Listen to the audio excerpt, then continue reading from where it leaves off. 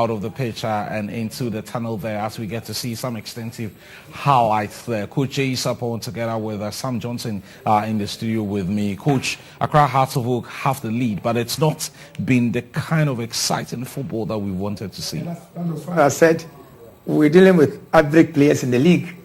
You know, if you talk about even a little bit of tact, it goes to Olympics, who were a little bit on top in the few members of the game before Hearts, until Hearts scored.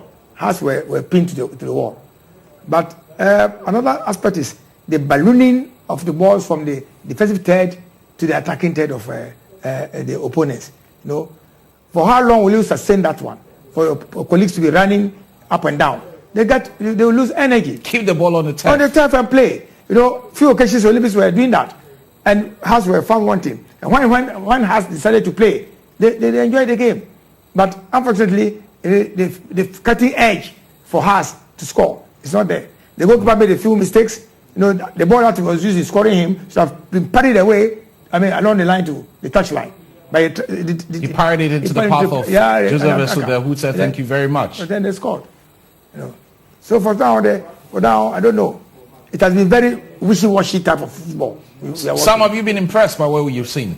Not really. I can say Olympics is playing better than Accra Suffolk. As it's playing as usual, the way they play, boom, then they are coming. But you can see that Olympics is winning all the second balls. And when Olympics is coming, they put the ball on the ground, they play football more than what Hearts is doing. Because Hearts is always relying on their long balls.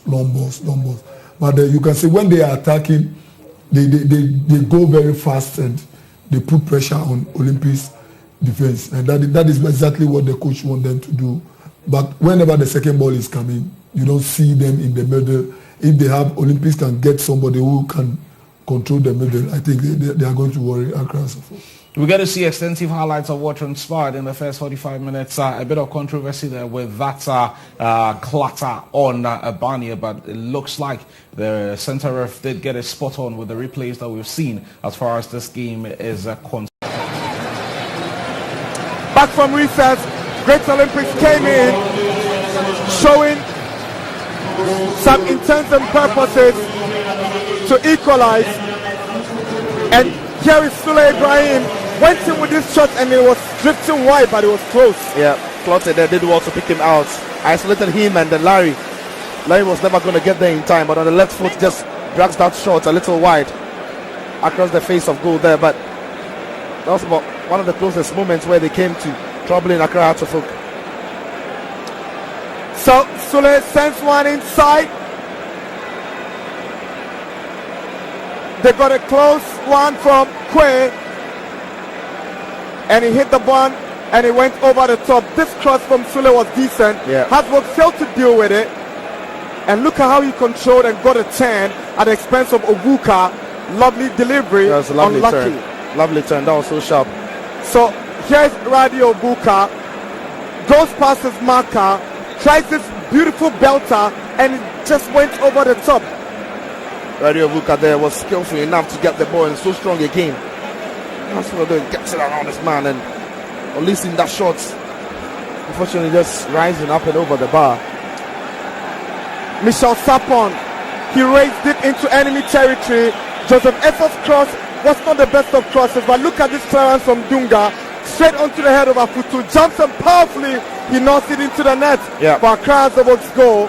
There you see the ball there going to the wide areas. And so they're making that run into the channel. You thought the first cross was a poor one, but again it wasn't properly dealt with.